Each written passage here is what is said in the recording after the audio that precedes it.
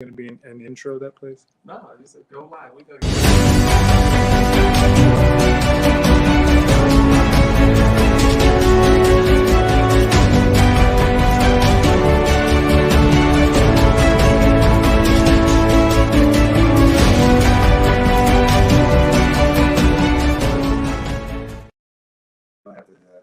We're live. We're live? Okay. Nice. Nikki, what's up, bro? Hey, what's up, Jeff? Man, we're about to go live. Hey, guys. So we are in Brother Jeff's studio, but this time we're part of Tigray also. He's kind enough to let us stream to you guys. So it's all the same cause, but we'll talk more about it. But we're giving you guys the back scene. Thank you. Kickoff. We're about to kick off and go live in just a second. And when we go live, it sounds like, let's see, it sounds like this. Let's see here. We're going to get ready to move forward and see what's happening. Let's see. I don't know. Where's our live at? This happened to me the other day too. So, don't worry about it. All right. Brother Jeff's getting ready. Just so you guys know, we are in Denver, Colorado. Yeah, let them know where we're at. So just so you guys know, we got a bunch of protests coming up. So I'm going to be announcing those also on the show. So this show obviously is hosted by Brother Jeff in Denver, Colorado. Tomorrow we'll be out here protesting. So you guys follow us and we'll be updating. There it is. Who are we? Yep, that's the sound. Get it ready.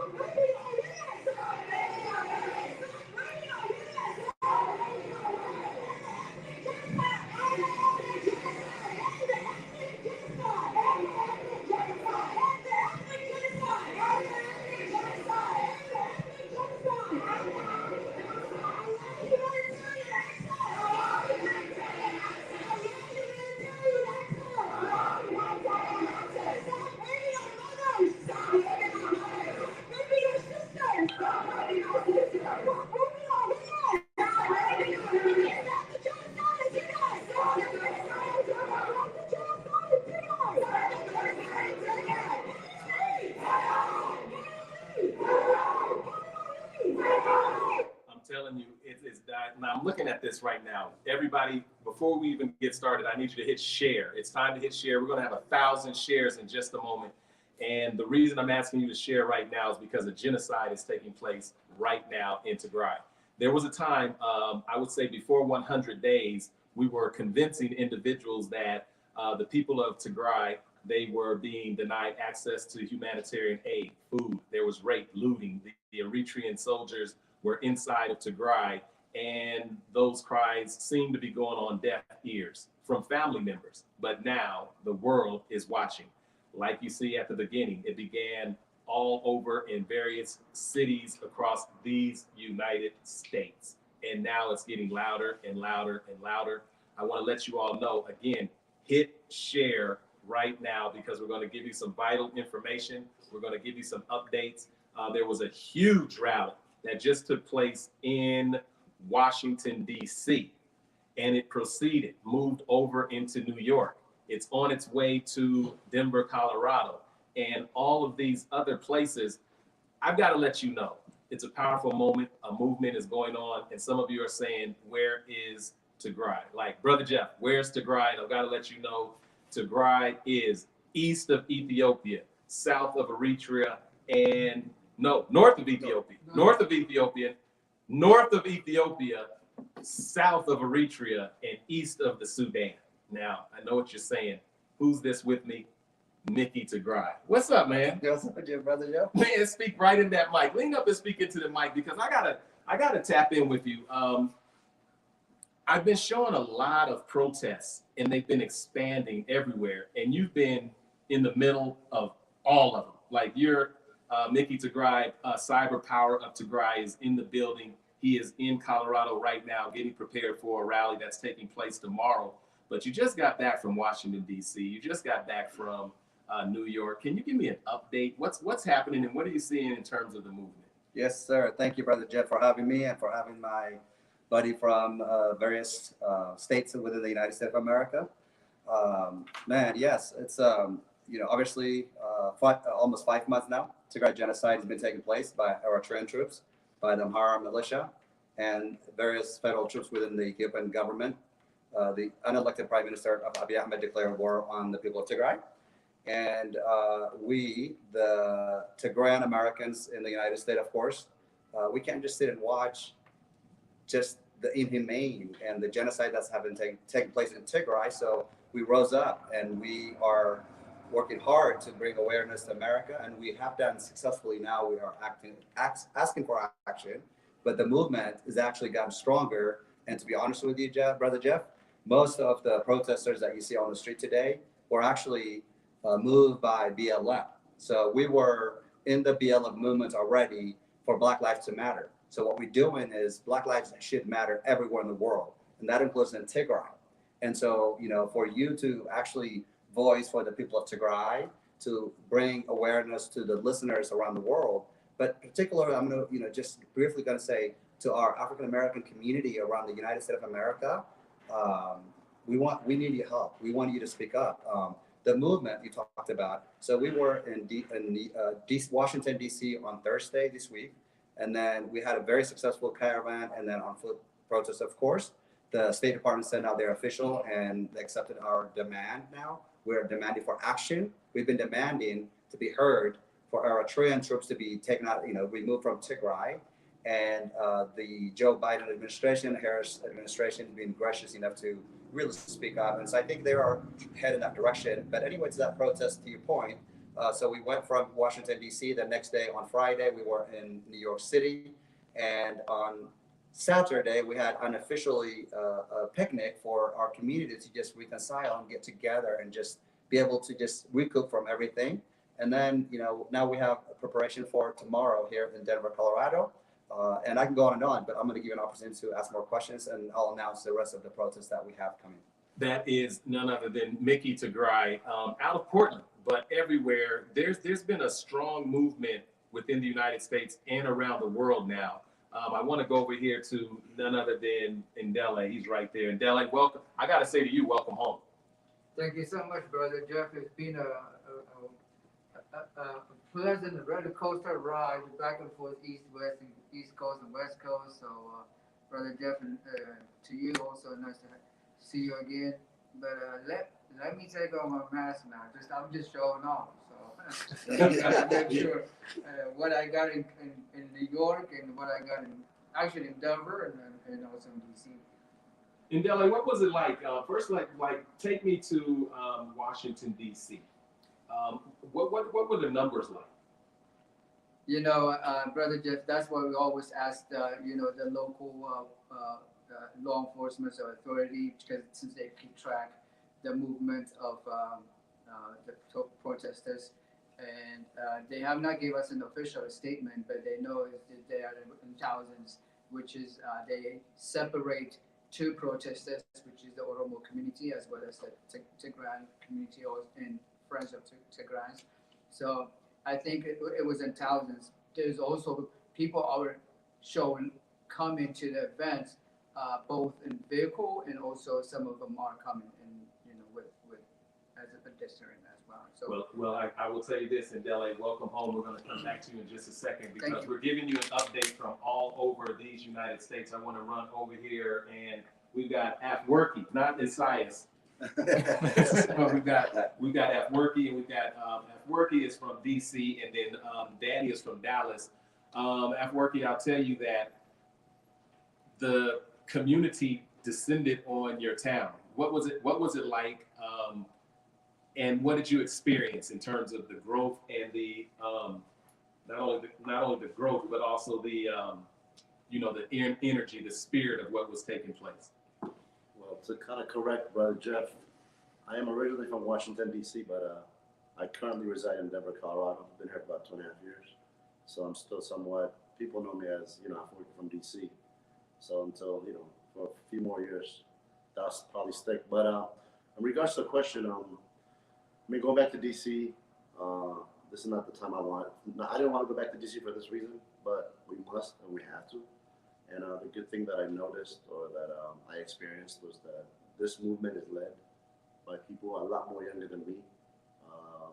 But as my brother Mike said, most of us have been involved with the BLM movement, and we have somewhat of an experience. But the newer younger generation of kids from Caribbean parents, they're very active. They're very motivated.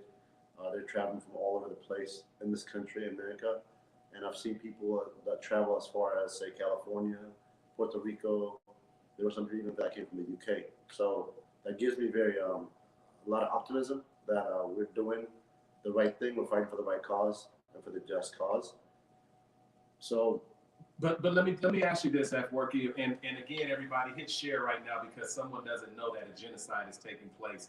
This is day 146, and by you just sharing this information, it is going to allow folks to be aware and the word to continue to be spread. What I'd like to ask Afwerki is give a background of what's taking place. Like when we talk about Tigray and the genocide, for someone who doesn't know what's going on, can you just give us the groundwork and share that information? sure. I mean, I can even go down to my own personal family level. For the fact, I'm raised here. I've been here for a long time, but I still got family back home in Tigray. As we say, this is northern Ethiopia. But for the last 146 days or so, there's been a genocide, murder, atrocities, looting, burning, maiming, cutting off limbs. I can go on. My own grandmother, at some point, I didn't even speak to her for 90 days. I hadn't heard her voice for 90 days. Eventually, they open up their lives, but they don't, even when we call back home, they don't really tell us the truth when we're asking them about their well-beings, because there's still troops around, Eritrean troops, Ethiopian troops, and other troops within the country or other foreign forces as well. So the atrocities, the genocide, the rapes, they're real, they're happening. They're happening daily, on a daily basis. So for those people that don't either want to believe it or want to be in denial, they need to just accept the reality. It is happening, and they need to stand up for the right and for the truth. With that being said, in terms of, there was a time where the Tigray community had to spend a lot of time convincing folks of what is taking place. Now, the United Nations, the State Department of the United States, all of these various governmental entities have began to chime in and verify exactly what you were saying.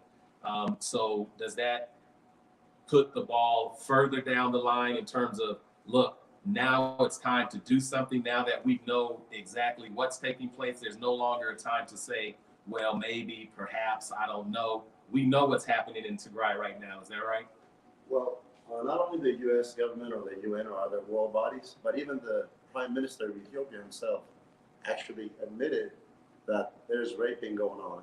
I mean, he tried to justify it because he's saying that our soldiers got killed. I just think that's kind of dumb to me. But at the end of the day, the world should know better than that. The current government of Ethiopia has been hiding, blacking out internet, allowing humanitarian access to get into Tigray, or media or foreign journalists to get in to actually record and interview people that are actually happening to them. So I think we're a little behind when it comes to taking action. We're way late. So I don't know what the U.S. government's waiting for. The UN, the European Union, and other concerned governments of the world. I don't know what they're waiting for. Man, well, I'll tell you, we also have with us Danny out of Dallas. Danny from Dallas. Danny, fill in where we've been, and fill in where we may have left off in terms of your story, and why you are so heavily involved in this work right now. Well, Brother Jeff, thank you for having us here. Like this guy said, we're here to speak for our voices, people of Tigray. Like these guys have been going to all these protests from city to city to speak for our people. And again, what we're looking for is actions from the Biden administration, from EU. So that's what we're looking for, basically. Okay, well, that said, Mickey, give me an idea in terms of where we're at now. We do know that President Biden has weighed in.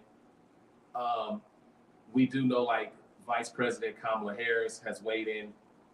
We do know that there have been senators or Congress individuals who have gone into Ethiopia. We have seen the amnesty report in terms of massacres that are taking place. What is the stance right now in terms of where are we at now that we have this information? What are you hearing and what are you expecting? Sure. So thank you again, Brother Jeff, and to all my brothers here, Aforki, Danny, and LA, as the local DC, and of course, Dallas. You know, first and foremost, what I'm inspired is about the Tagaru, Tigrayan Americans, many of us who either were born in Tigray and migrated to the United States of America as children refugees, and those who grew up here. And I've been, you know, from day one, I've been in the movement. There's nothing to hide. All the Tagaru diaspora know, obviously, what I do, which is I'm a father, like most African Americans and most, you know, men. And it's hard, you know, to go through, you know, what our people are going through. You know, I've orchestrated very well. I have to correct in one area, which is we have no prime minister in Ethiopia. We have a dictator in Ethiopia. So I just, for the record, I want to make sure that people understand the distinguish. And often my brothers and sisters from Tigray or American Tigrayans, Tigrayan Americans, excuse me, often would say the Ethiopian government. Sadly, we don't have a government in Ethiopia. Last year, there was an opportunity to hold an election in Ethiopia. The interim, Abiy Ahmed, as an interim prime minister at that time, decided to not hold an election. And rather, he was busy to prepare for an attack for the Tigray people because they were preparing for election. And when the central government at the time, who was an interim prime minister, he was a government at that time, failed to uphold the constitution in Ethiopia, the Tigray people, rightfully so, elected a regional government in Tigray, which is, we do it as those in Colorado. They have the right to elect their governor in the state of Colorado. The central government, the federal government had no business to tell the state folks who they should choose from city to state level. And that's what happened exactly in Tigray. 2.7 million people in Tigray voted to who they want to run their state. In return, they've got atrocity that we described. Now, what's happening in America? You mentioned about the Senator Chris Coons, a good friend of Joe Biden, who's been in politics for a long time, went to Addis Ababa, Ethiopia, and told the unelected prime minister, the dictator of Ethiopia, that the Eritrean troops and the Amhara militia must leave Tigray. And he announced that they will. Except, sadly, in the last 3-4 days, more Eritrean troops actually have been deployed to Tigray than ever before. And Brother Jeff, I know deeply because I became a child refugee because of a war back in my childhood. That was called the Derg era. And I know the distinction between even facial looking who Eritreans are and who Amhara, who Oromo are, deep by just looking at them. Additionally, most Eritreans, if not all Eritreans, I would say at home, the young generation do not speak Amharic because Amharic was outlawed in Eritrea. Just to be clear. So now what Abiy Ahmed of Ethiopia and Isaias Afwerki of Eritrea had a meeting 2 days ago. They have agreed for Eritrean forces to be deployed into Tigray more now at nighttime basically evade information from communities throughout Tigray and other governments. So then now there are wearing Ethiopian uniform as Eritrean fighters in Tigray to hide because the United States of America have said enough is enough. There are 2 Navy destroyers in Sudan that was dispatched by the United States government. The U.S. has been very serious about it. The Ethiopian unelected prime minister have not taken it serious until just a few days ago. But now he said, okay, I will remove Eritrean forces from Tigray. No, that's not what's happening. Now they're switching the uniform, except those people cannot speak Amharic. So what they've told, you have to stay within your camp. When you go attack, you'll go attack, but don't speak in Tigray, not to any of them. Let the Amhara mixed with you be the one speaking in front of you. You just go do the job, which is attacking. I mean, the youngest child raped in Tigray is 7 years old. You know, so and I mentioned as a father, and that's what hurts the most.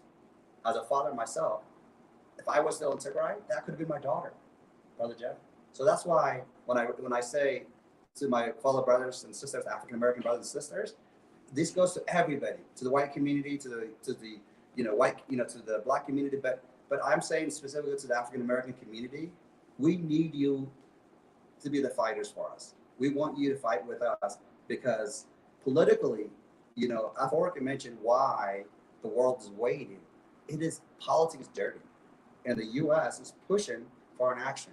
The European Union just took a sanction against Eritrean leaders and entities, and the U.S. is heading that direction. But we have, sadly, some Amhara within the diaspora are actually internally pressuring U.S. politicians, and we do have some U.S. politicians who are resisting to the action that the United States government is taking. So when I say we need your help, to my brothers and sisters out there who are listening right now, we would like you to reach out to your senators, to your congressmen and congresswomen, speak against genocide. We're not talking about politics. We're talking about humanitarian crisis. Well, when you talk about a humanitarian crisis, and by the way, we're keeping our eye on Tigray. Where is Tigray? It is, what is it? So Tigray is north of Ethiopia, south of Eritrea, east of the Sudan. Yes, sir. And listen, everybody, when we say that, it's not. I'm not making that up. When you listen to these protests, and when you look at what's happening around the world, and particularly in the diaspora, the folks are saying, "Who are we, Tegaru?" They're not saying, "Who are we, Ethiopian?" And that's very different from what I understand in the reading and the studying, because the TPLF government has been in power for quite a while. You would think that the Tigray region would be heavily developed like Addis Ababa. But I've been in both of those places, and the development is not in the Tigray region. You know what I mean? In terms of all of the infrastructure, investment, et cetera, you would think that you would see that level of development, in Adwa, in Axum, in Rama, like all of these different places.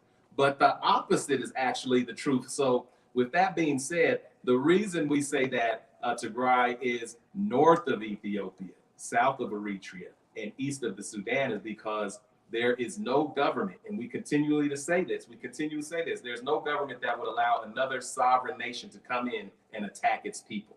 Like, this is virtually unheard of. And I'm going to go in and talk a little bit about all of the different rallies and the different ways that people can get involved. Again, the first thing you can do is share this. We're getting near 300 shares. We'll have 1,000 in just a moment. I want to ask Ndele, you've been following the State Department, you've been following the proclamations, you've been following, the sanctions, et cetera.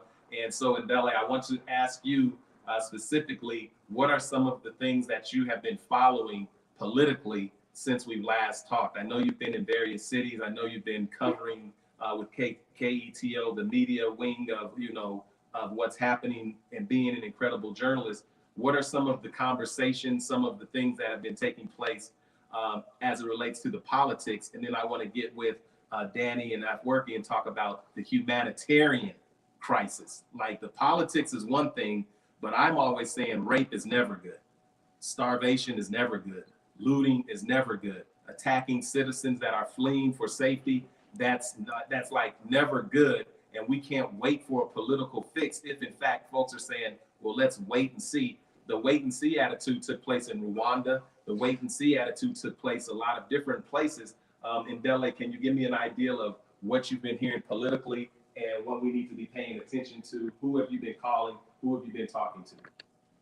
Thank you, Brother Jeff, and I just wanted to say again to your viewers to make a very, just in general, the United States government and also the European also has come up with the, with a strong voice and with a strong tone.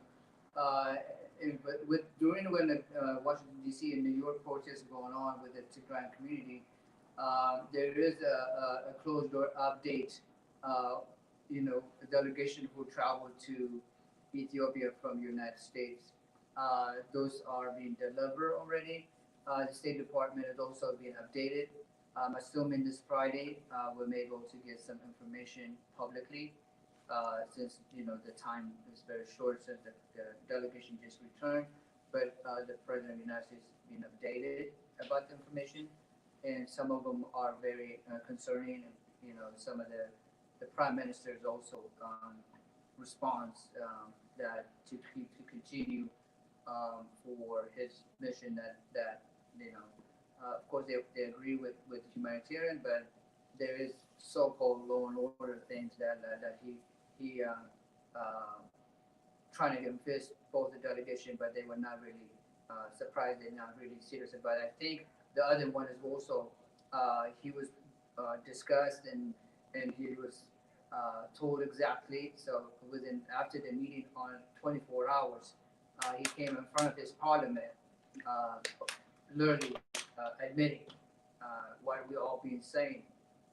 Not because we are responsible to say those things, but we're professional to dig those information and expose leaders who are committed atrocity and genocide.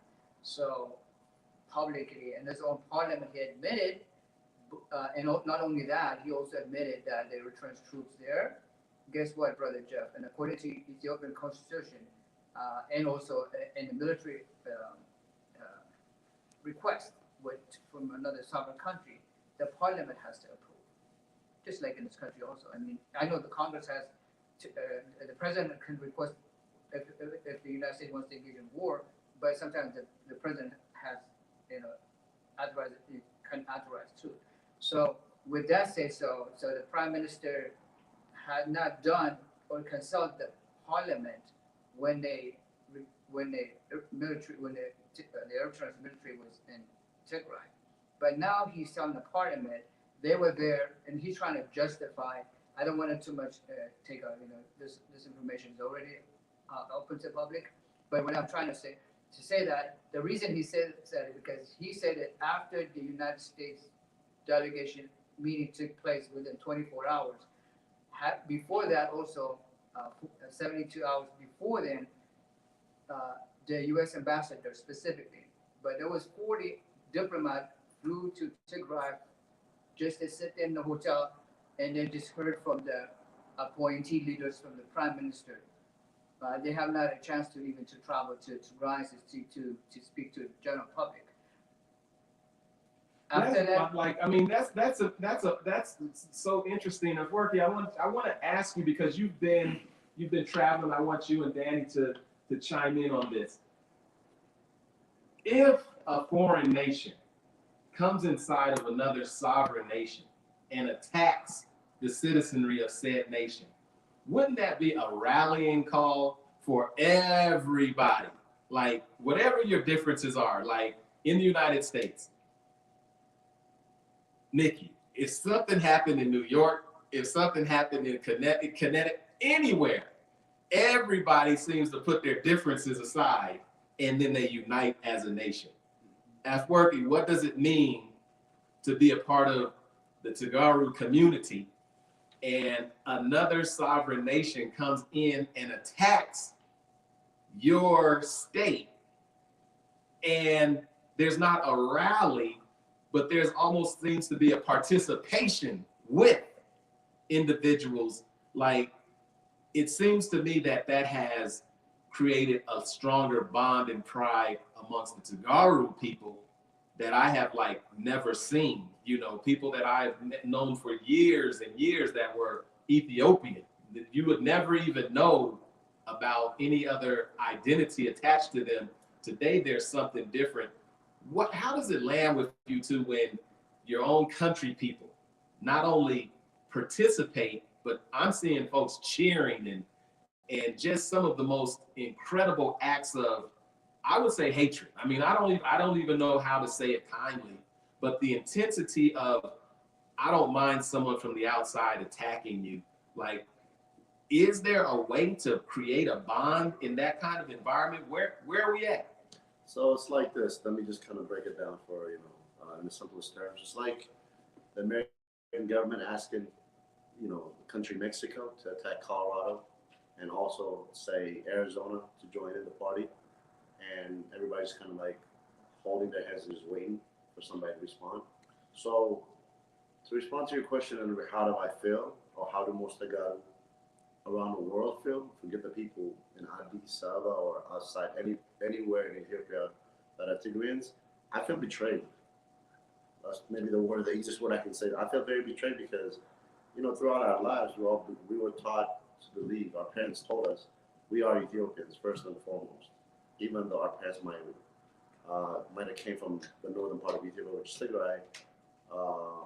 But we were always told, yeah, our bloodline might come from that region of the world, but we still believe in one Ethiopia, or we are Ethiopians. But what's happening right now, or what's happening the last 2 to 3 years, most Tagaru that live outside of Tigray, they have been getting killed. They actually were just getting, from their homes just because they're from Tigray, or they have the bloodline of Tigray. They have nothing to do with the government they're accusing of, or the TPLF that they're accusing of, did this and that. These are innocent people that had nothing to do with politics whatsoever. Me raised here, I knew who I am. I know who I am today. I knew who I was yesterday. I don't know who I'm going to be tomorrow. But the people that are cheering actually go and counter-protesting to what we're doing. When we protest, we're saying that stop killing the innocent people, stop raping them, stop burning their homes, just give them food and water. That's what we're saying. But some of these people are actually going out and cheering and asking the world body and the U.S. government to continue this and not to get involved with the Ethiopian government, or not to tell the government of Ethiopia, if there's such one, not to do anything, keep going. To me, this is open murder. You're just getting killed. I don't know forget Ethiopians or Africans, any human being that would actually allow this, or that would actually can think this or stand by it. So that's why, as my friend Mike said, we need everybody, anybody that's a humanitarian, anybody that cares about humanity and kids and women. We want them to stand on our side. We want them, even if they can't protest with us on the streets, call your senator, call your representative, state representative, United States congressman, woman. We need anybody that's willing, that cares about humanity. That's what we're fighting for right now. Wow, and I tell you, Danny, you come in from Dallas to be supportive of another rally that is taking place tomorrow. I believe it's at 10:30 tomorrow, and we'll get you the details of that. But Danny, what does it mean? Like, have you seen a greater sense of solidarity amongst the Tagaru people? Like, you know what? How it is us against the world type, and waiting for those to be supportive. Danny, I've actually seen, the George Floyd murder, as all of us have. And no matter how you feel about Black people, most folks watch that and they're horrified. They're like, a international movement has come as a result of what people have seen. I have literally watched folks from the Tigray region being murdered, and I've seen celebrations around it. Like that is even a lower form of inhumanity, to watch someone being murdered or abused, and folks are around like it's a celebration. Am I seeing what I'm seeing, or am I just making these things up? Absolutely, Brother Jeff. Thanks again.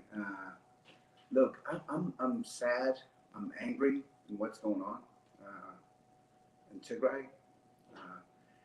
So what this did, even though it's a sad and angry, it united it has united us. Tagalog people are so united at this moment. What we're saying is stop the genocide, stop weaponized war, stop weaponized rape, famine. Over 4.7 million people are starving right now. This is a humanitarian crisis. And what we're saying is, hey, stop this genocide, help give us access to Tigray, and help our people is what we're saying. So action is what we need, and I think action is coming from the Biden administration. Well, I can tell you the world is watching. Mickey Tigray, you've been covering all of this, and you've been traveling. You've got a list of places that more and more protests are taking place. Can you give us an update starting with tomorrow in Denver, Colorado? Like what's happening, and then from there, where are people going? And the movement continues to grow, which is inspiring to say that the world will not sit by. It's 146 days of rape. It's 146 days of starvation. It's 146 days of lack of medical care. It's 146 days of families fleeing for safety into the Sudan or just being displaced. It's 146 days of not having safety and security. It's 146 days of not having medication. It's 146 days of rape and looting. It's 146 days of genocide. Like we're hearing, like as Worky said, the folks are saying, stop the genocide in Tigray. The world cannot stand by and see a genocide taking place for 147 days. There are nearly 400 shares of this. There'll be 1,000 very soon. Someone doesn't know about this. We want you to hit share right now and let someone know to stop the genocide in Tigray. As a matter of fact, I saw the supermodel Naomi Campbell. I was super proud to see someone of that magnitude use her platform and be on the world stage and say, you know what, stop the genocide in Tigray. And folks were asking her, well, are you African? And she's like, aren't we all? Like, Right. you know, like that part, like at what point do I put down my humanity and say, I have no say in someone getting raped? That's right. You know, at what point? So for everybody who's using their platform, they're using their voice, whoever you are out there right now, we want you to know that there's a genocide taking place in Tigray right now, north of Ethiopia, south of Eritrea, and east of the Sudan. The Tigray people cannot wait for 147 days. Somebody share this. And genocide is the deliberate killing of a large number of people from a particular nation or ethnic group with the aim of destroying that nation or group. The people are being targeted simply for who they are and where they live. That is unacceptable. Mickey, can you tell us what's going to happen tomorrow, and then what else is on the calendar? Well, Brother Jeff, thank you again. So you cover a lot of things. You know, I'm going to go through the list of like cities across the United States of America that will be holding protests. But also, if you don't mind me, I took a few notes as my brothers on the other side were just discussing the current situation in Tigray. So let me just run down real quick the protest that's going on. And then if you don't mind me, I'll go back to the discussion that you guys have. So in Denver, Colorado, tomorrow at 10:30, there'll be a caravan protest going on. So we hope that you join us. The counter protesters, we're hearing that they will come out, and some are saying they may not, but we don't pay attention to that kind of stuff. We absolutely, you know, we got to be bigger people than that. And I'll talk about that in a second, obviously. And I like, you know, Michelle Obama's saying, when they go low, we go high. And I think that's very powerful. And I've used it many times with our fellow Tagaro when they get frustrated. Just what Denny and I can say, they're frustrated. I get it. Yeah, they are frustrated. I have been frustrated from day one, but I'm beyond that. I'm beyond which is why we travel all over the country. And so follow after this protest in Seattle, Washington, in the Bay Area, San Francisco, Oakland. We're going to have another protest on April 3rd, which is this coming Saturday. So it shows you, and it continues, by the way. So we were in New York, DC and New York just a few days ago. And then you got another one just coming up tomorrow. And then this weekend, you're going to have one in Seattle. You're going to have one in the Bay Area. And then we're going to follow by in Washington, D.C., which is a third protest, by the way, coming on the same day on Saturday, April 3rd. Children. This will be kids protesting in Washington, D.C. So for those of you who are in the Washington, D.C. area, in the East Coast, please join those children who are going to be out speaking to end genocide in Tigray. Followed by, on April 7th, we're going to have a protest in Boston, and there will be another one on April 9th, which is 2 days later, in Hartford, Connecticut. In Los Angeles, California, on April 17th, we're going to have a little over 300 motorcycles riding from San Diego, California, to join us at the Capitol, at the Federal Building in Los Angeles at early morning, about noon or so. We're going to gather the early morning, but we're going to march. Then we're going to have a caravan follow us. So that we're hoping to be extremely large and for people to show up, obviously join us and always be peaceful. We expect counter protesters, those who support genocide, but please ignore them. Please don't, respond to that kind of, protest. And last but not least, of course, Seattle, Washington, we're going to have nationwide mega protests. That is on April 29th and April 30th.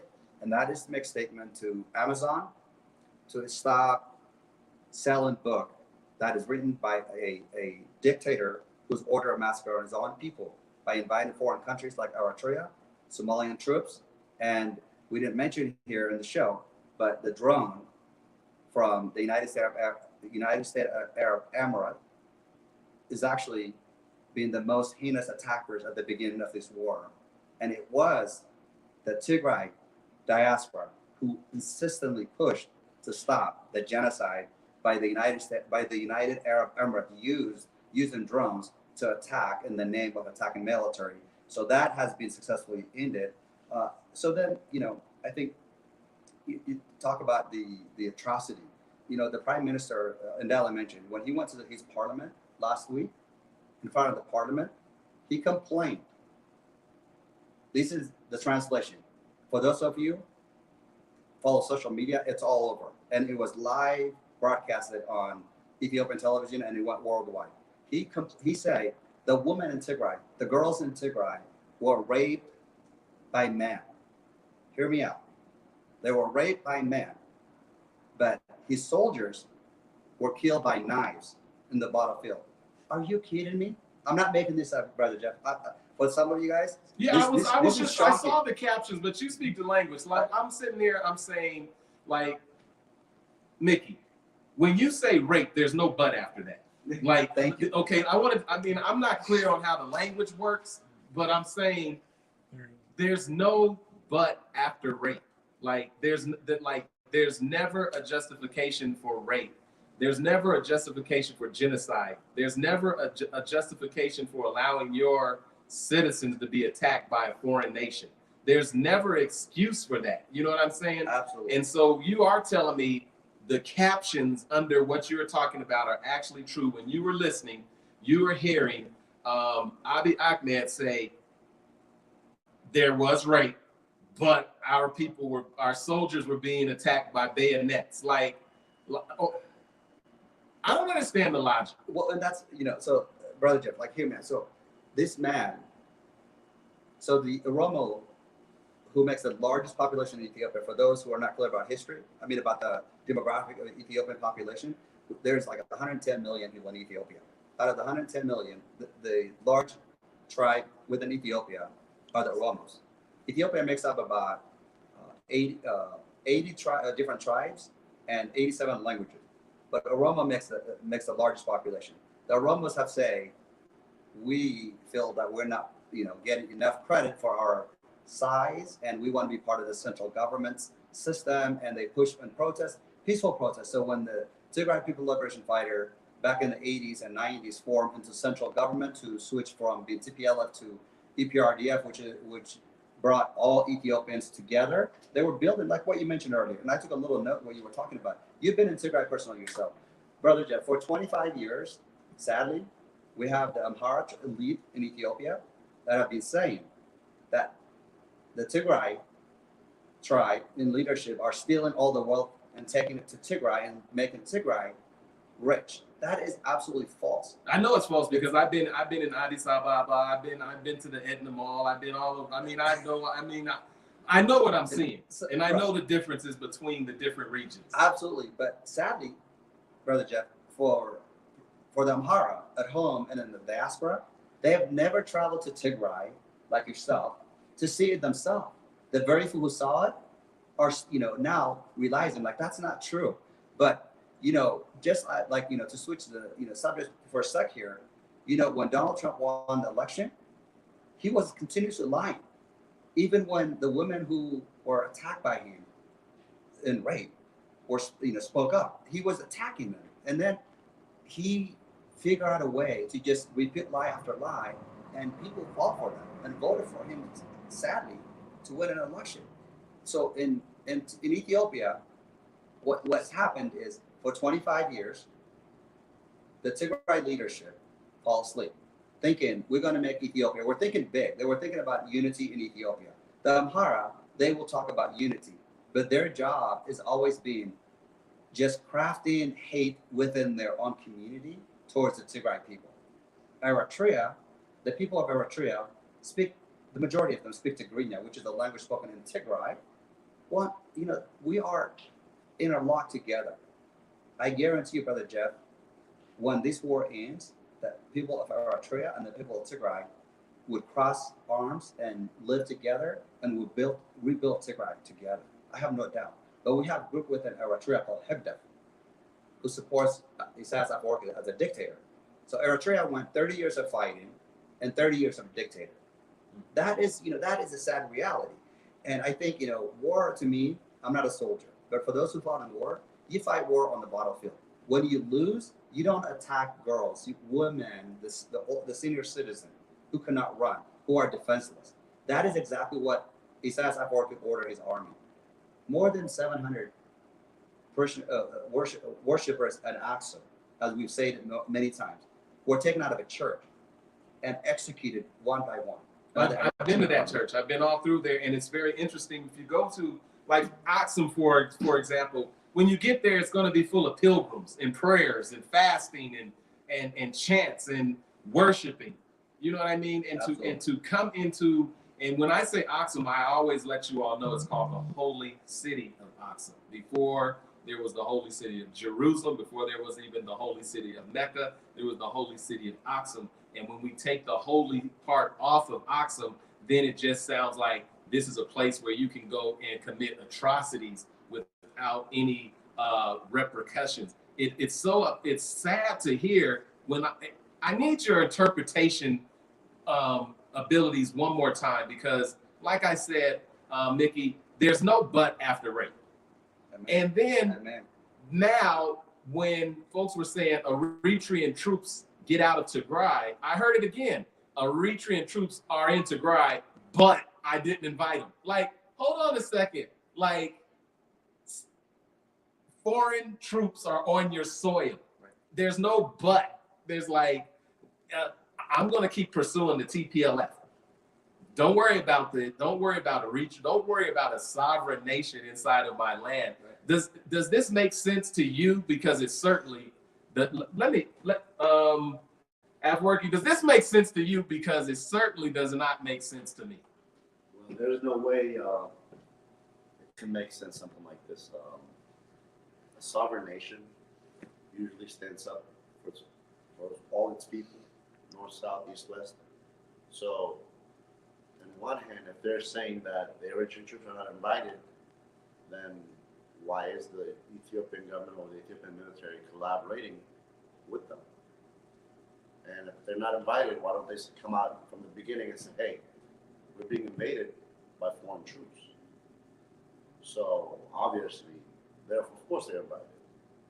The Eritrean government of Isaias Afwerki, sadly he has my name in there, which I gotta say, it'll be a rough state to get off. But the last 27 or 30 years, they have hated my country, the people of Tigray, through politics. I'm not going to say all Eritreans hate Tigray or Tigrayan people, which wouldn't be fair, because there are plenty of Eritrean people that are going out there marching with us. So I can never say that. But we also need the Eritrean people to be voice for the voices as well. They need to be more boisterous. This is not just our fight alone, because if we are defeated, I don't think we will be defeated. I'm pretty sure we won't be defeated.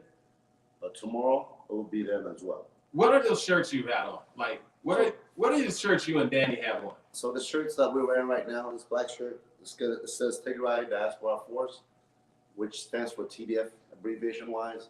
As you have in Tigray, the people that are fighting for all the Tigray and Tigray Defense Force. So this is just Tigray Diaspora Force. I got it made actually last week to go to DC. So we're raising money by selling these shirts and to send them to Tigray. There's people that need help with food and water. And since we already been mentioning a couple of times already, 146 days, genocide, no food, no water, no basic necessity. Forget basic necessity. They're getting killed just for being themselves in their own homes. So this is one way to raise money. How do they get the shirt? They can get it in Denver tomorrow. Also, we will be making some more in LA as well, and the other cities that we go to, as my brother Mike have mentioned, the upcoming protests.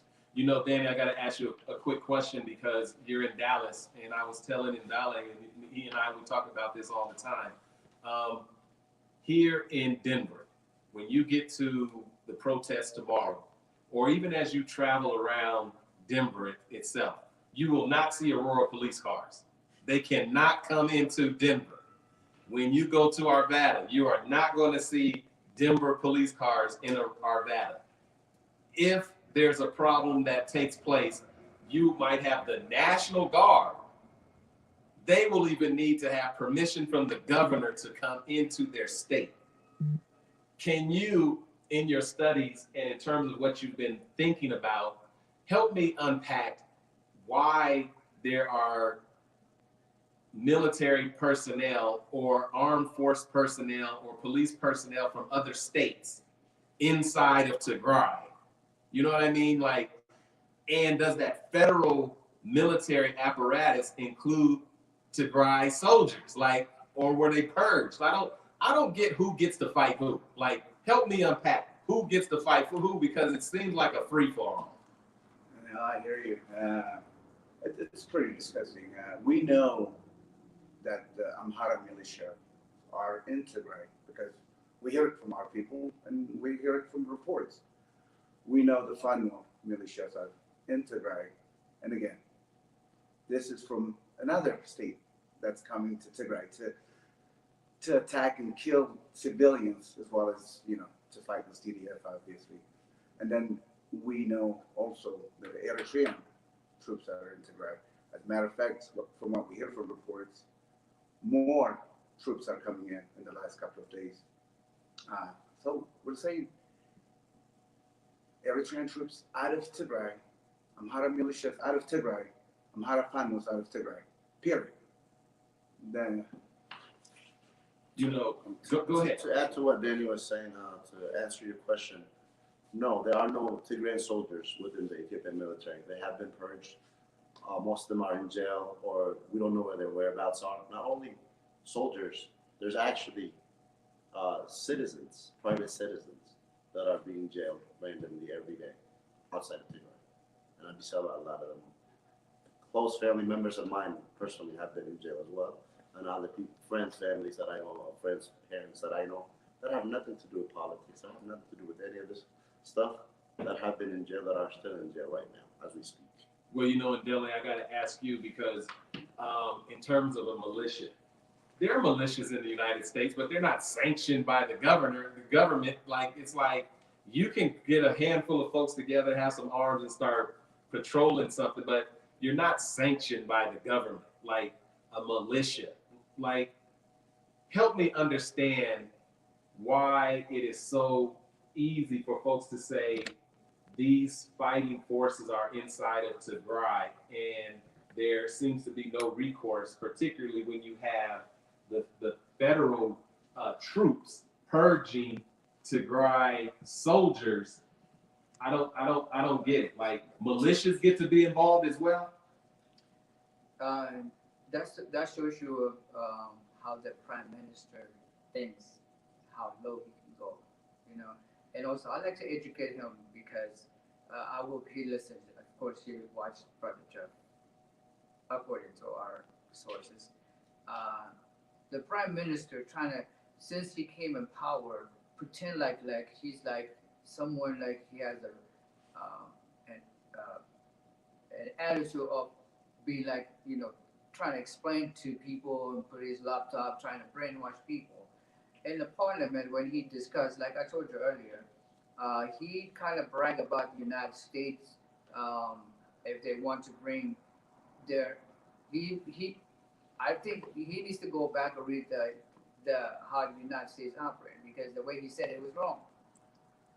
Just like you just said earlier, states, sovereign, like here in the 50 states, they have their own governors who make the decision. Even the federal government of the United States, if they have a movement, military movement, of course, but doesn't mean the United States military will not engage in the United States soil. Period. Well, I can tell you we're nearly 600 shares. We've got to get to 1,000 shares. There's a genocide taking place in Tigray right now. I'm sitting with individuals who have been traveling all over the country. The United States is in the building, keeping our eye on Tigray. I want folks in Tigray to know that they are not alone. The world is watching. We're raising our voices. It is people of goodwill. It is policy. It is humanitarians. And don't let anyone tell you that it's none of your business. Rape is your business. Starvation is your business. Lack of medication is your business. It is your business to make sure that the children are safe. It is your business to make sure that the elders are taken care of. It is your business to make sure that those who are vulnerable are not having their human rights violated. So do me a favor, share this right now. I'm going to take a brief pause and show you a little of something that was taking place in Washington, D.C. Then we'll show you something that was taking place in New York. I'll come back to Delhi, and then we'll wrap things up, because you all have a big rally tomorrow. So you got to get some rest. You got to get some water. You got to get fired up and ready to go. Before you jump on that, let me say something about the military system very quickly. So my name's already on the hit list, so I have no shame for Abiy Ahmed of Ethiopia. So I want people to recognize this. He's not a prime minister. He's a prime monster. He's a killer. A man does not kill children. A man does not allow atrocity and rape by invaders, by foreign forces. I think, to clarify, Ethiopian federal troops were formed by TPLF. Let's just be clear, by the Tigray People Liberation Front. Okay? They are the very people who trained them, who embraced them, made them the top-notch military, then turn around, purge 25,000 ethnically based Tigray military from the federal troop of Ethiopia. You know why?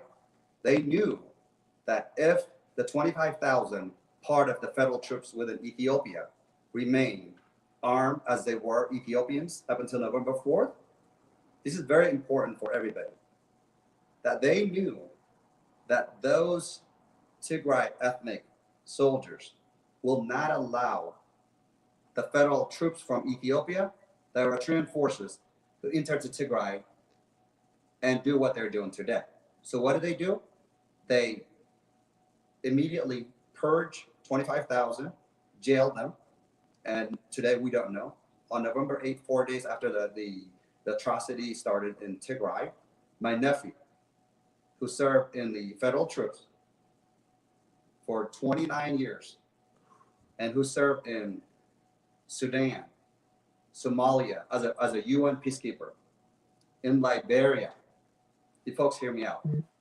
He was supposed to retire 5 years ago. He stayed in, Brother Jeff, when Ethiopia was having struggle about 5-6 years ago, because the Oromo were uprising, and he decided to continually serve his country. And the Tigray people have been amazingly working as fellow Ethiopians. So when Abiy Ahmed started making trips, he mentioned on the previous show on March 1st, when you and I met here on your show, you say, what was Prime Minister Abiy Ahmed doing behind closed doors when he made deal and peace with Eritrea. And we know the deal that he was making was to prepare Eritreans. $500 million US dollar was given to Eritrea because Eritrea was starting to die. Eritrea's economy was bankrupt by Isaias Afwerki and by his leaders, the so-called Shabia. And so right before November 4th, and this is backed by United States satellite images from orbit and whatnot, Ethiopia was flying massive soldiers from Addis Ababa into Eritrea. Okay, then when they enter into Tigray from various areas from Eritrea, it wasn't just Eritrean troops entering into Tigray. It was the Ethiopian federal troops with the Eritrean troops enter into Tigray. And then for nearly 5 months, he was lying to his people. He was lying to the world. We, the Tigray people, been saying from day one, Eritrean troops are in Tigray. The Amhara militia and the Amhara Fana. For those of you, what that mean? Amhara is a region, of course, within Ethiopia, the Amhara tribe. So within Ethiopia, to make it summarize it real quickly, you are allowed to have military within your state, as we have National Guard within every state within the United States. And a local police force. Correct, yeah. So what they, however, did is the Amhara Fana, Amhara militia within the Ethiopian constitution, they're not allowed to cross over into neighboring states. That is just kind of what you mentioned earlier. But they did, along with Eritrea. Eritrea didn't come to Ethiopia, just surprised me. Abiy Ahmed knew he could not win a war with Tigray, even if he brought like 1 million army from Ethiopia. Because Ethiopia, history people know about Ethiopia. The history of Ethiopia is deep. But you know why it's deep? Because the Tigray people, when Europe went to Africa and colonized Africa, Ethiopia became the only country in Africa that was not colonized. You know why it was not colonized? The war that was fought against Ethiopia and Italy was fought in Adwa. So for those of you, what does that mean, Adwa? Adwa is a city that the Amhara brags about. Aksum is a city right next to each other. Brother Jeff, you know it. Yeah, Aksum, you're gonna hit, Adwa, you're gonna see Molesanawi pointing this way. Like I know exactly. So you're in Tigray. It is that heart, and throughout Tigray, the Tigray people say, no, we're not. We rather die for our country, Ethiopia, not Tigray, for Ethiopia, than be invaded by European invaders, by the white invaders in Africa. To all my brothers and sisters, the white brothers and sisters out there, I'm not dissing you, but that's really what happened in history. And that is on the hands and the blood of the Tigray people. The Tigray people, we are peaceful. But when you mess with us, we rather die than live. And that's what the Tigray Defense Force are doing right now on the battlefield. So when the 500,000 plus estimated soldiers enter into Tigray from various parts of Ethiopia, Eritrea, Somalia, and whatnot, they say they want to Tigray to take out 64 leaders of the Tigray People Liberation Front. Okay, 64 people, Brother Jeff. So, and then he said he will take care of it in 3 days. 147 days later, we're still talking about it. But you know what the sad part, I'm making my last point, is what have the civilians of Tigray done to Eritrea and to anybody? Well, figure this out for me too. There's 2 points, and I want all of you all to maybe answer this, because you all have heard me answer this on previous shows, and it's coming up again. Folks say, Brother Jeff, how much is the TPLF paying me to say these things? And I'm saying, I don't know where the TPLF employment office is. The banks are closed down all through Tigray. There's no capital flowing. I don't know where the TPLF employment office is. But with that being said, there's 2 comments that I would like for you all maybe to think about before I play a couple of clips from your recent protests. Brother Jeff, why don't you speak up about the Amhara genocide in Oromia? How much am I getting paid by the TPLF? And then other comments that always come up is TPLF is gone, bye, we don't miss you. Like, I heard the Prime Minister make a statement in a written statement that says, if these TPLF outlaws, you remember you start vilifying people's political party by calling them names, etc. If they don't turn themselves in, you're going to continue to see the suffering of your citizens. Like, I can't find you, So I'm going to keep killing your citizens until you come turn yourself in. I don't know what strategy that is, but it has to be in violation of human rights, for one. And then two, what do you say when folks are saying, how much are you getting paid? Because if they're saying that to me, I know you all must be on the payroll in the minds of other folks. So let's go over, let's like Afwerki, do you want to take a swing at this when folks say, how much are you getting paid? And secondly, the TPLF is gone, bye-bye, good, we don't miss you, etc., all that. I've already made my case. What do you have to say about that? I'm glad you kind of mentioned that. So me, I'm not new to this activism and support of Tigray, the Tigray community, and back home stuff. So I've been doing this for about 20 years now. So for the last 20 years, off and on, I've been on TPLF's payroll, according to them. Right. Whoever those they think I support TPLF, and everything that I support is for TPLF, which is, far from the truth. But not only that, we went to DC to protest, not this time, but there was another one before this.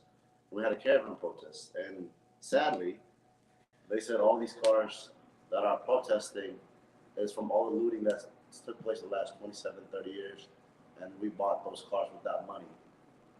To be honest, if I want an honest answer, I wish that was the case, especially with what's happening right now. I wish I was on DPL's payroll, and I wish they actually paid me to actually have this kind of feeling or this support for just cause. You know what I mean? So as far as I know, there's not one person that's outside Ethiopia especially that gets paid by TPLF to voice their concern or their opinion. We just care for our people. We don't want them to die. We don't want them to starve. We don't want them to get raped. We want them to actually get home and have a good night of sleep and look out for their kids. You know what I mean? That's all we're fighting for. But doesn't that make sense, Danny? Like, say, for example, do you have to, like, I always say, you don't have to pay me. I'll speak out against rape for free. You don't have to pay me. I'll speak out against genocide for free. You don't have to pay me. I'll speak out against looting for free. You do not have to pay me. I will speak up for folks that are being targeted by a military that the prime minister says, since we can't find who we're looking for, we're going to terrorize your citizenry until you turn yourselves in. I will speak out against that for free. I'm a humanitarian. I believe it's within my rights as a human to have compassion for humanity. Danny, how much are you getting paid to advocate on behalf of those who have been blocked out of communication, those who cannot speak to their loved ones? For those who say that I'm not telling the truth, I always say, if you don't believe Brother Jeff is not telling, is lying, and this is fake news, which is out of the Trump playbook, I really believe that Abiy Ahmed believed that Donald J. Trump was going to win. Wars are starting on certain times and at certain days for certain reasons. And unfortunately for him, Trump lost. So we don't have to hear Make America Great Again. We don't have to hear about fake news. We don't have to deal with any of that. But I believe Abiy Ahmed was following the individual who was allowing humanitarian abuses to take place under the guise of, we just care about America now, America first. Whatever y'all are doing over there, you just go ahead and do it until it infringes upon our rights. If you don't believe Brother Jeff is telling the truth, pull out your phone right now and just call someone in Tigray. Just call it. Now, I didn't say call the TPLF. Just call your grandma. Like, call your sister, your brother, your friend, someone that you met along the way. And if you can't get through, that will tell you that I am not misleading you in my comments. Danny, how much are you getting paid to do this? Brother Jeff, absolutely zero. Like you said, you just have to be human to speak against genocide, to speak against weaponized rape, to speak against killings of young kids who have no weapons, and after they kill them, they throw them over the cliff, which is just really sad. For me, I'm speaking for my family as well, whom I spoke.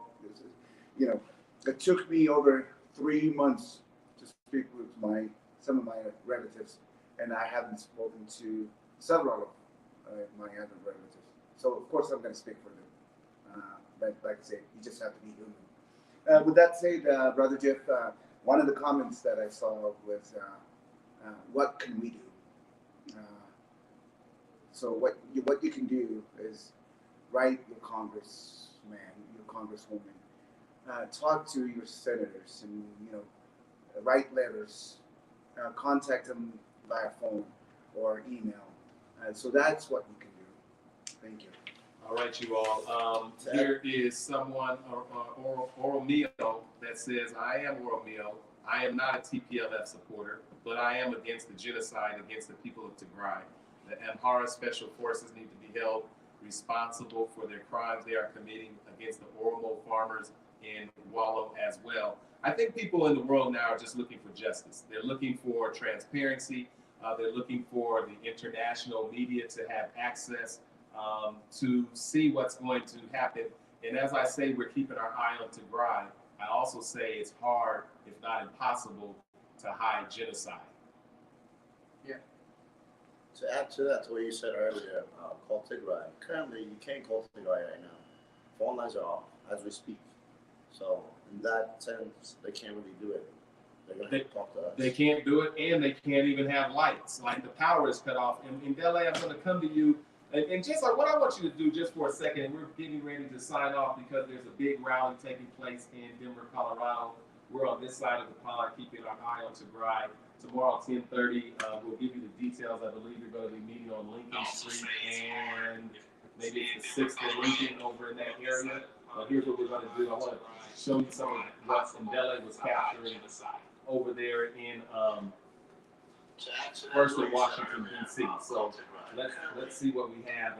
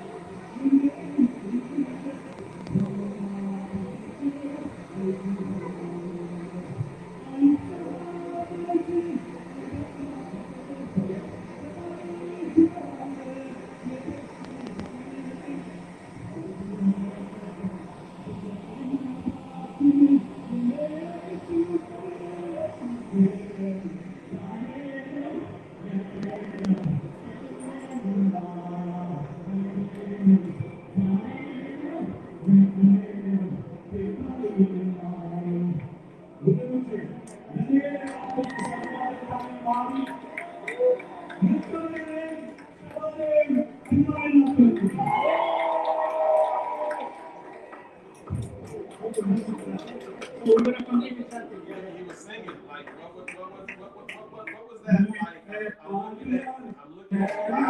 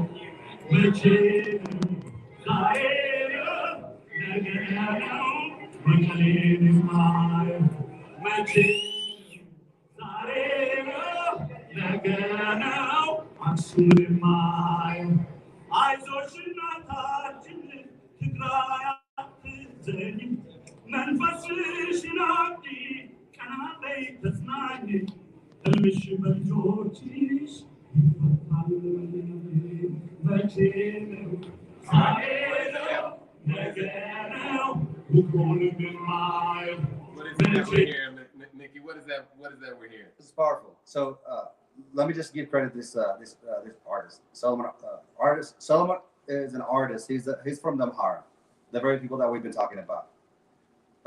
He is standing against the genocide, of course, from the Amhara. So talk about the power of the people who really are speaking against the genocide, and that's what we need, more of the Amhara people to come out and say no to rape, no to. So what he's saying is, he's talking about, it's just beautiful. You can't really translate like, you know, the words that he's using, but he's saying, when will we see Mekelle? Mekelle is the capital city of Tigray. When we will see the city of Aksum. Aksum is the historical site that, as you mentioned earlier. And then he said, will it be today or will it be tomorrow?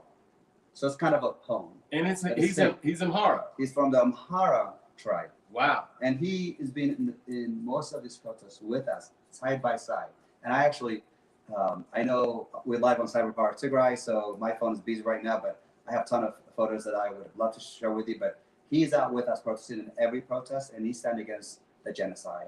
So just for the listeners, and I think somebody mentioned that somebody asked a question, what they can do in addition to what we've been saying.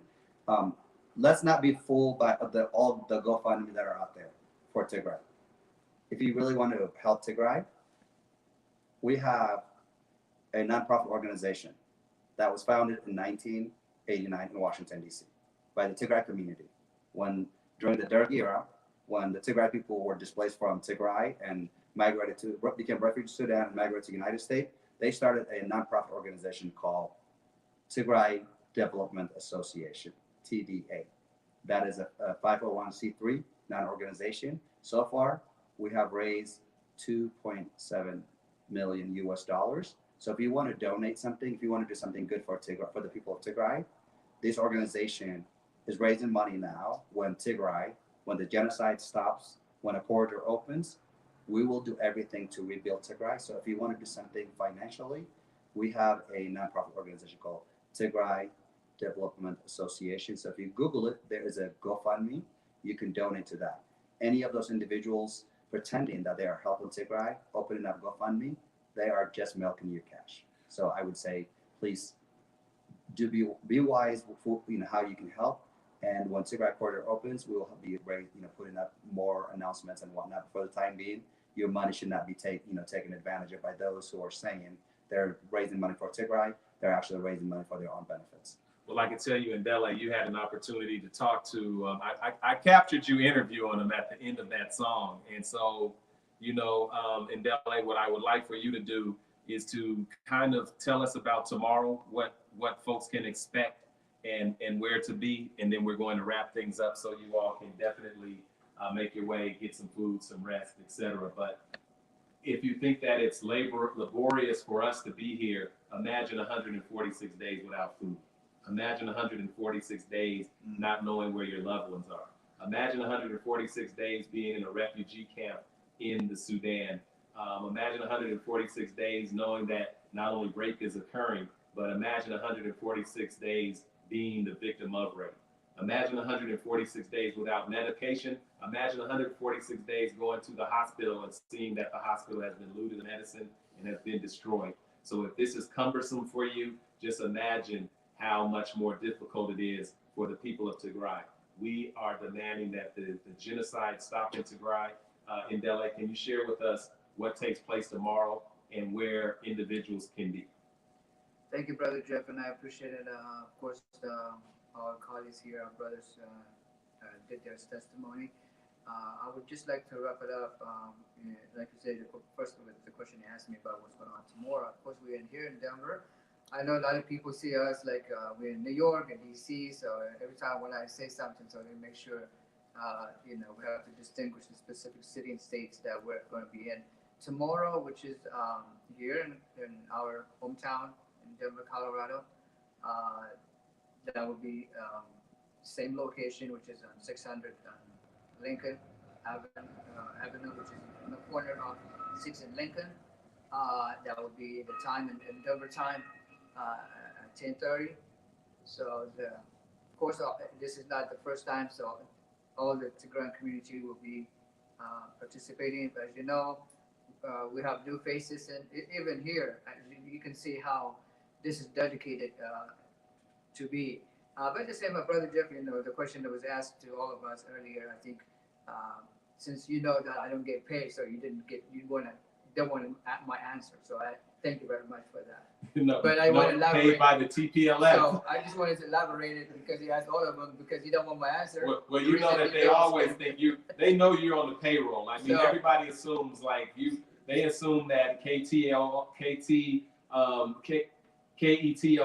they assume that cyber power of Tigray, they assume that all of these entities are raking in lots of money, but you're actually taking time away from your families. You're actually taking time away from your children, and you're spending your money to do this most important work in Delhi. We certainly always appreciate everything that you do. And then having said that, so that shows you how desperate they are. Because, like I said, there's two phrases on this conversation I can elaborate to you, Brother Jeff.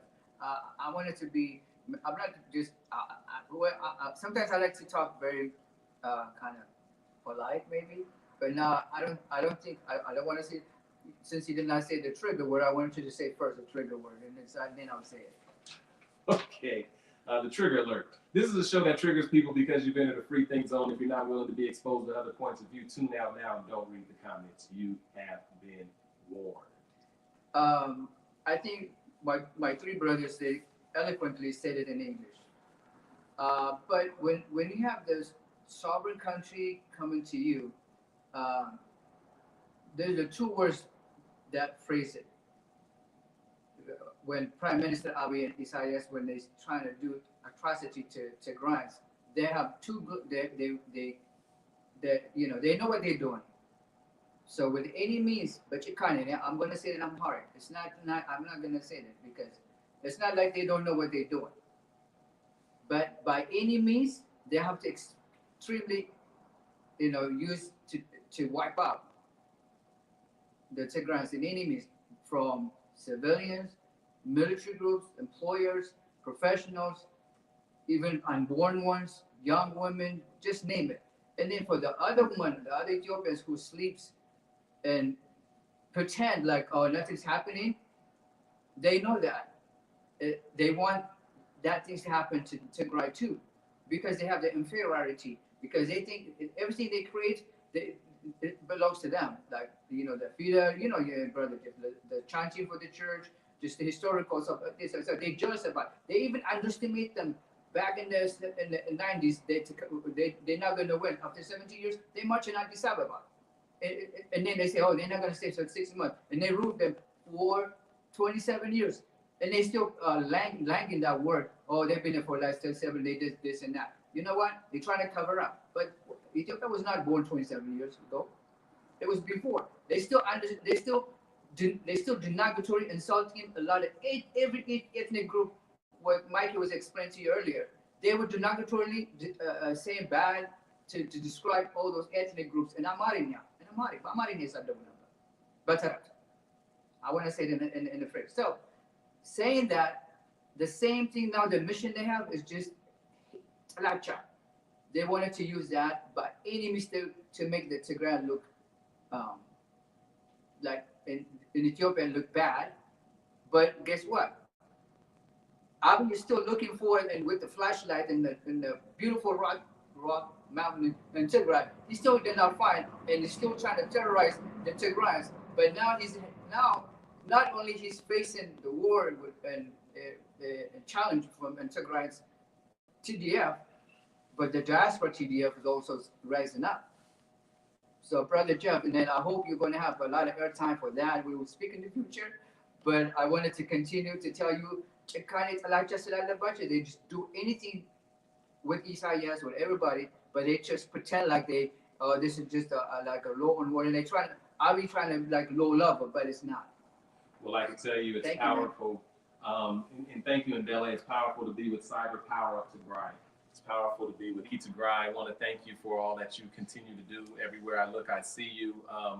And this is what democracy looks like. A lot of folks believe that this is, folks being paid off by, whatever, for whatever reason. In a democracy, it's called journalism. It's called transparency. There are people who cannot tell their stories. You can't tell your stories if you don't have power. And you can't even tell your story if you're a journalist and you will be incarcerated for doing what we're doing right now. This is an example of democracy. That's what you're looking at. I'm going to, before we get out of here, Malete has been through this journey as well and has some footage from New York City. After we look at some of the protests that just recently took place in New York, and the world is watching. I saw this powerful picture, you all, of a white guy. He was in an apartment and he was hanging out the window and he just had construction paper, red and yellow. You know what I mean? And it has to be encouraging when you see the world saying, we understand, we hear your cries. Absolutely. And I can at least share this. I can at least be aware of this. I'm watching the young people. Afwerki, we've been doing this a long time. We've all been doing this a long time. But to see these young people and their energy and their hashtags and their, that you just scan this and they're everywhere, that kind of energy is just so powerful. We'll show you just a piece of that in just a moment. Let me say something. Okay, I'll be fast here. So, Ndele, thank you, and all of you, and Brother Jeff, I appreciate you how properly you pronounce Tigray. It's very important for the listeners. When you hear Tigray, think about, for those of you African Americans, a white man coming up to my face saying, "What's up, nigger?" Mm. I apologize to say that on air, but think about that for a sec. Then, when I hear someone from the Amhara saying Tigray, I am basically being called same way as a black man in America. Mm. So that's a distinguish. So for those of you who are not sure the pronunciation, it's Tigray, as we've been saying. So please work with us and work on that pronunciation. Is very important for me, for many of my fellow Tagaru. I'm very passionate, very emotional about it. So I want to be called properly as Tigrayan Americans, but Tigray, my home state, that we're going to make it a nation, is pronounced correctly Tigray, not Tigray. And then the payment. You know what? I do get payment. The payment is that I'm speaking for my people, for the people of Tigray, not the payment money that the few from the Amhara and those who are saying to PLF are paying me. No, my payment, you know what? My payment is going to pay off when the ethnic cleansing ends in Tigray, when the young girls stop from being raped, when my mother in Tigray stops the tear, when my father in Tigray, when I say my mother and my father, I'm speaking for all the Tagaru.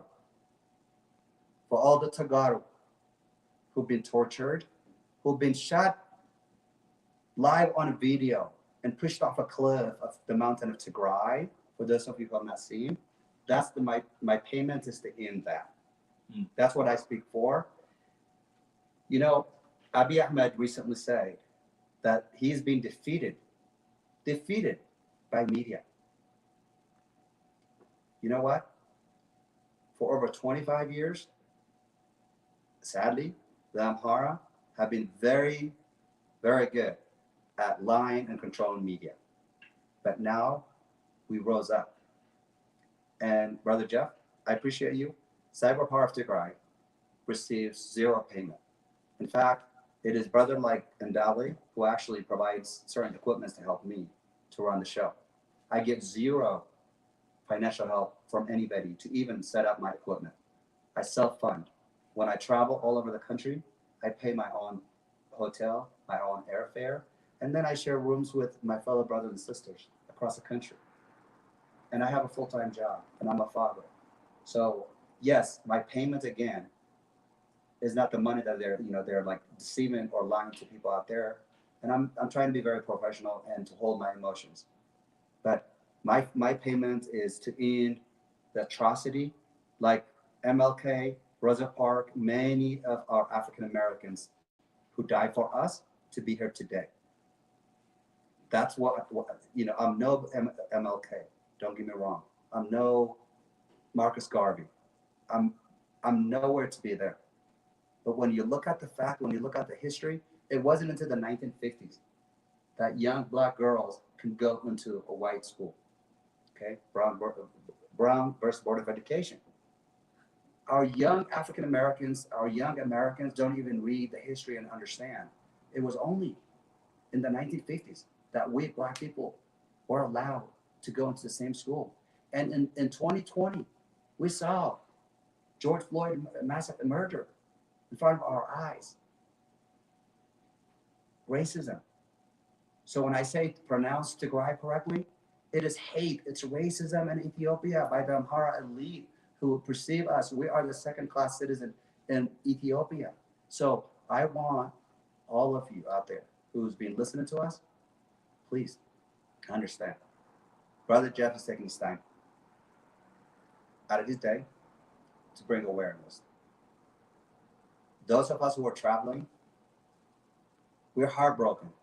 It hurts to see civilians chopped off into pieces. For those of you who eat meat, we respectfully slaughter animals. You don't slaughter human beings. You don't slaughter children. You don't slaughter 89-year-old men and women who are just sitting in their home. You don't gather up young boys saying that we don't want you to grow up and be a fighter and shoot them and then push them off the cliffs. That's what's been happening in Tigray. You cannot deny the truth. You can lie and lie and lie, but you know what? This is not the 19th century. When Hitler persuaded the Germans, Germans believed him when he massacred 5 to 6 million Jews. And in the 21st century, to have this sort of atrocity, ethnic cleansing, is unacceptable. Thank you. It's unacceptable. Keep your eye on Tigray. 146 days. Genocide is never a good thing. I want to thank everyone for tuning in, everyone who shared this. We have passed over 700,000 folks will share this, and that's one thing you can do. You can understand what genocide is, and you can stand up against it. The world is watching, and like one of the viewers said, I am Eritrean. I stand 100% against the genocide in Tigray. Thank you. I stand with the people. That's the spirit, to stand up and say, I stand up for the people. And that's what we're looking for. New York, I'm going to send you over to New York.